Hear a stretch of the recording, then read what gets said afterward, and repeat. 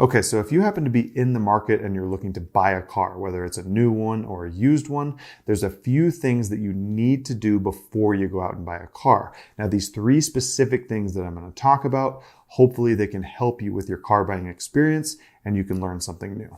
Now, the first thing that you need to do, and this one's really simple, but a lot of people don't even think about doing this before they buy a car, and it's just the fact that you need to get an insurance quote on that specific make and model before you go out and buy it, because you might be surprised. Maybe the car that you're looking into has a $200 a month insurance premium, whereas you're used to about $100 a month. So that's a big difference in your budget just in insurance. And that's something that you're never going to be considering when you're buying a car, because you're looking at the price of the car and different things like that. You're not really paying attention to the insurance premiums that you have to pay. So get an insurance quote before you go out and look at that car, because that's a good idea to get a baseline of how much you can expect to pay if you buy that specific make and model. Now, the next thing you should do before you go out and buy a car is to check some online reviews of people that have actually driven the car. Because if you just like it because it looks nice and a lot of people have it, that doesn't necessarily mean that it's reliable in all the different categories that might be important to you. Like maybe, for instance, the interior, maybe a lot of people complain that it's broken down over just a couple years, and maybe that's something that would really bother you if you own that car. So it's a good idea to find the specific models that you're looking into and check reviews as far as people that have actually driven the car, because once you get inside those categories, you can find out if it's maybe the car that you still want or maybe it's not. And when I'm personally looking at the reviews of a car, I'm looking at all of the different categories and I'm not expecting the best in everything. I'm expecting good overall reviews on most of the categories. So for instance, if it was a 5-star rating in every category and most of them got 3 to 5, then I would consider that pretty good as far as the car that I was looking into. Because honestly, if you're reading real reviews from real customers, then they're going to be honest. And a lot of the time, honesty isn't going to get you 5 stars in every single category. But if that really is the case, and these are people that have driven that car, then it probably is a very exceptional car to be looking at. And outside of reviews, I'd even do some research on the little things that you don't really pay attention to, like maybe the gas mileage or even the fuel type that the car requires. Because a lot of the time you might find that the car you're looking into requires premium gas. And if you drive a lot and you run the numbers, that might not be something that you want in the car that you're driving. And another thing you can do here is you can look up the owner's manual for that specific car and you can check the maintenance schedule.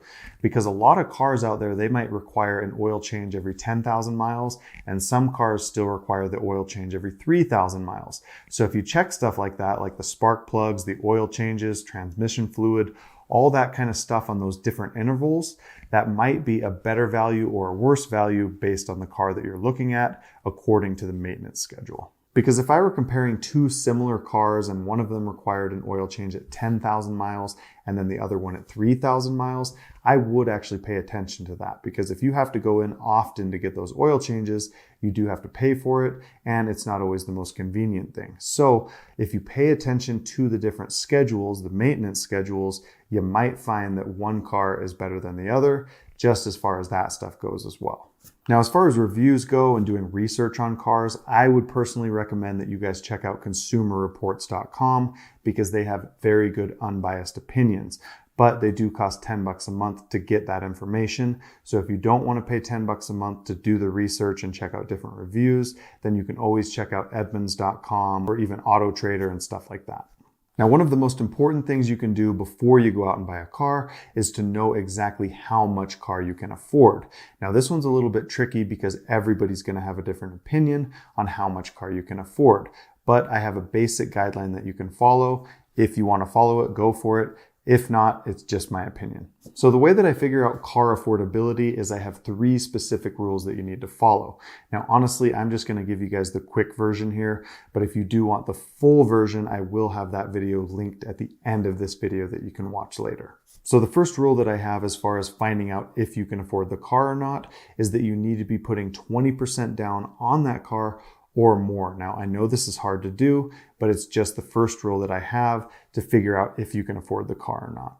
Now, the next rule that I have is that you should never exceed a 60-month loan. So for instance, if you're looking at a 72-month or an 84-month loan, don't even bother with those because a 5-year loan is the longest that you should be taking on. I would prefer if you could stick with a 24 or a 36-month loan because obviously you can get those paid off faster, but as a max, 60 months is it. And then finally, as far as your car payment goes, you don't want your car payment and the other associated costs like insurance and registration to exceed 10% of your net take-home pay, meaning the money that you're taking home after taxes. So as an example, let's say that you make $3,000 a month after taxes. That would mean 10% of that would be a $300 total payment. So your car payment should probably be about $200. And then let's just assume that the other associated costs are about $100, making it a grand total of $300, which is 10% of your net take-home pay. So if you're making $3,000 a month and you found a car that you could put 20% down on, and then you had the term at 5 years, if that payment came in around $200 a month, then you can probably afford that car. So just remember that before you go out and buy a car, you need to get an insurance quote on that car, do some research, find out some reviews on that specific make and model that you're looking at, and then find out if you can actually afford the car that you want to be buying. Now, if you just happen to find this channel, I'm Jason with Honest Finance, and I make a lot of videos on different topics that'll give your life and your finances more value. So if you do have an interest in this type of content, feel free to subscribe. Also, like I said, I'll leave the car affordability video over here that you guys can watch. But thank you for watching this video. Have a great day.